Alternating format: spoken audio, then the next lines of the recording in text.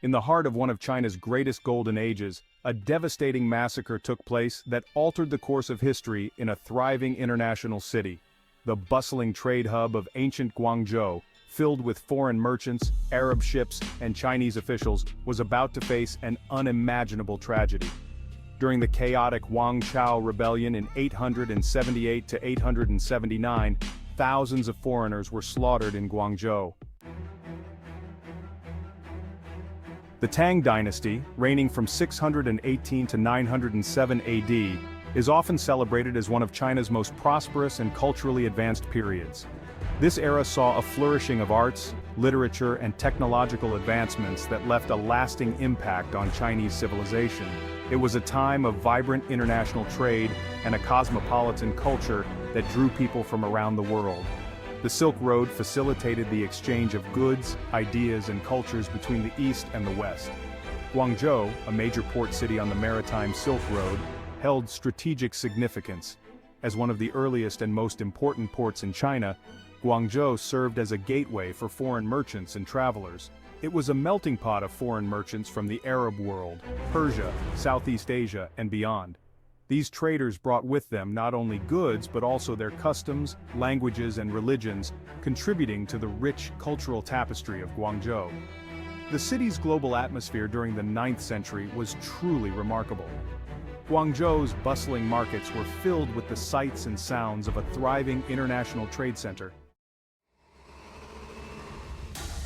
Huang Chao, a former scholar and military officer, led a massive peasant rebellion against the Tang Dynasty. The rebellion was fueled by widespread famine, corruption, and social unrest. The Tang Dynasty, already weakened by internal strife, struggled to maintain control. As Huang Chao's forces gained strength, they moved through southern China, looting and causing chaos. Villages and towns were left in ruins, and the local population suffered greatly. In 878, Huang Chao's army entered Guangzhou, a prosperous city with a large foreign merchant population. The city, known for its wealth and trade, became a prime target. These foreigners became easy targets for the rebels' frustration and anger. The once thriving trade hub descended into chaos as the rebels unleashed their fury on the foreign merchants. The aftermath was devastating, with many foreign merchants killed and their properties destroyed. The massacre left a lasting scar on the history of Guangzhou. The massacre that unfolded in 878 to 879 was horrific. Accounts suggest that up to 120,000 foreigners, including Arabs, Persians, and Southeast Asians, were killed. The victims were mostly foreign traders, whose presence and wealth made them particularly vulnerable during the rebellion. Their religious and cultural differences likely made them targets for suspicion and hostility. The violence of the event remains a dark chapter in the history of Guangzhou. Motivations behind the massacre: economic and social resentment. During this period, socio-economic tensions were running high. The local population was struggling with severe economic hardships, exacerbated by natural disasters and poor governance. The wealth gap between the rich and the poor was widening, creating a fertile ground for discontent and unrest. Foreign traders represented wealth and privilege in a time of great hardship for the local population. These traders, often seen flaunting their wealth, became symbols of the economic disparity that plagued the region. They were perceived as benefiting from the local resources while contributing little to the local economy. This disparity fueled resentment among the locals.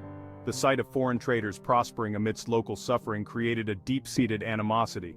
The locals began to view these traders not just as economic competitors, but as symbols of their own oppression and misfortune. Xenophobia and fear-xenophobia also played a significant role. The fear of the unknown and the unfamiliar often leads to suspicion and hostility. In ancient Guangzhou, this fear was directed towards the foreign traders who were seen as outsiders. Their different customs, languages, and religions made them easy targets for xenophobic sentiments. Foreign merchants were viewed as outsiders, practicing different religions such as Islam and Zoroastrianism. These religious differences added another layer of mistrust and fear. The local population, largely unfamiliar with these religions, often viewed them with suspicion. Political symbolism. By targeting foreign merchants, the local population was also making a political statement.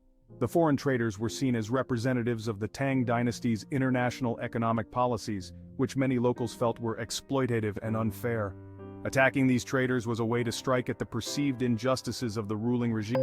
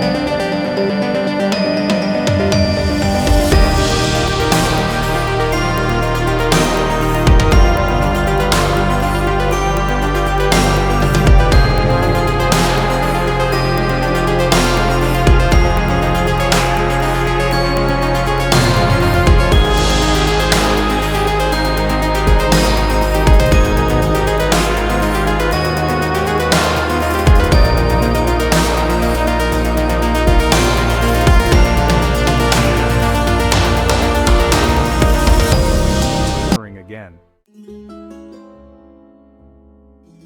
Why is this forgotten? It's intriguing to explore why such a massive event has been relatively forgotten in mainstream history. Often, events like this get overshadowed by larger political narratives. Additionally, the massacre of foreigners may have been downplayed in traditional Chinese historical records. This connects to the broader theme of the Forgotten Chronicles, as our channel seeks to uncover these hidden or overlooked moments of history. By delving into these forgotten events, we aim to shed light on the complexities and nuances of history. Join us as we continue to explore and bring to life the stories that have been lost to time. Conclusion. To summarize, we've looked at the prosperous Guangzhou of the Tang Dynasty, Huang Chao's rebellion, and the tragic massacre of foreign merchants.